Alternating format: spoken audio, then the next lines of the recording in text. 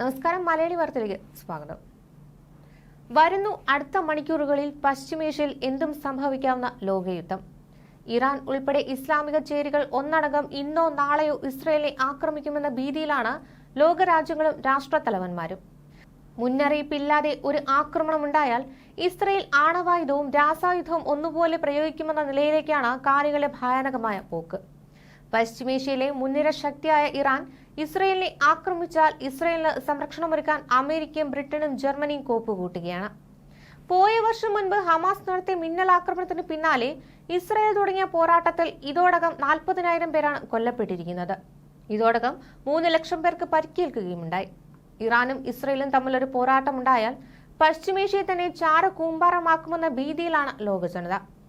Hamas രാഷ്ട്രീയകാര്യ വിഭാഗം മേധാവി ഇസ്മായിൽ ഹാനിയുടെ കൊലപാതകത്തിന് പിന്നാലെ ഇസ്രയേലിൽ കനത്തു നിൽക്കുന്ന യുദ്ധഭീതി കൂടുതൽ ശക്തമാക്കുന്ന റിപ്പോർട്ടുകളാണ് ലോകമാധ്യമങ്ങളിൽ നിന്ന് പുറത്തുവരുന്നത്. ഏതാനും മണിക്കൂറുകൾക്കകം ഇറാൻ തങ്ങളെ ആക്രമിക്കുമെന്ന അറിയിപ്പ് പുറത്തുവിട്ടിരിക്കുന്നത് ഇസ്രയേൽ ഭരണകൂടം തന്നെയാണ്. ഇന്നോ നാളെയോ ആക്രമണമുണ്ടാകുമെന്നാണ് അന്താരാഷ്ട്ര മാധ്യമങ്ങളെ ഉദ്ധരിച്ച് ഇസ്രായേൽ മാധ്യമങ്ങൾ റിപ്പോർട്ട് ചെയ്തിട്ടുള്ളത്. ഇങ്ങനെയൊരു ഭയപ്പെടുത്തുന്ന സാഹചര്യത്തിൽ ഫ്രാൻസ്, ജർമ്മനി, ബ്രിട്ടൻ ഉൾപ്പെടെയുള്ള ലോകരാഷ്ട്രങ്ങളും ഇസ്രയേലിന് പിന്തുണയുമായി രംഗത്തെത്തിയിട്ടുണ്ട്. വലിയ തോതിലുള്ള സൈനിക ആക്രമണത്തിനാണ് ഇറാൻ കോപ്പ് കൂട്ടുന്നതെന്ന് ഇസ്രയേലിന് വിവരം ലഭിച്ചതായി അന്താരാഷ്ട്ര മാധ്യമമായ ആക്സിയോസ് ആഴ്ചകൾക്ക് മുമ്പേ റിപ്പോർട്ട് ചെയ്തിരുന്നു. ഇസ്രയേലാണ് ഹനിയുടെ ആസൂത്രിതമായ കൊലപാതകത്തിന് പിന്നിലെന്നും ഇതിന് കണക്ക് ചോദിക്കുമെന്നും കഴിഞ്ഞ ദിവസം തന്നെ ഇറാൻ വ്യക്തമാക്കിയതാണ്. ഹനിയെ വധിക്കാൻ ഇസ്രായേൽ ചാരസംഘടന മൊസാദ് 1.5 മാസമായി കണക്കുകൂട്ടലുകൾ നടത്തിവരികയായിരുന്നു. ഇസ്രയേലിനെതിരെ നിലവിലെ സാഹചര്യത്തിൽ കടുത്ത നടപടികൾ വേണ്ട എന്നായിരുന്നു പുതിയ ഇറാൻ പ്രസിഡന്റ് മസൂദ് പെസഷ്കിയാന്റെ നിലപാട്.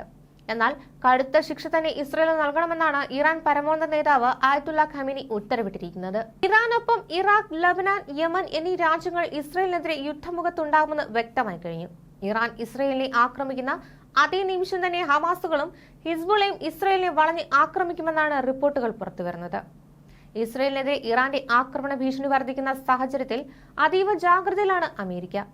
എബ്രഹാം ലിങ്കൺ സ്ട്രൈക്ക് ഗ്രൂപ്പിനോട് പശ്ചിമേഷ്യയിലേക്കുള്ള വിന്യാസം ത്വരിതപ്പെടുത്താൻ അമേരിക്കൻ പ്രതിരോധ സെക്രട്ടറി ലോയിഡ് ഓസ്റ്റിൻ ആവശ്യപ്പെട്ടിരുന്നു.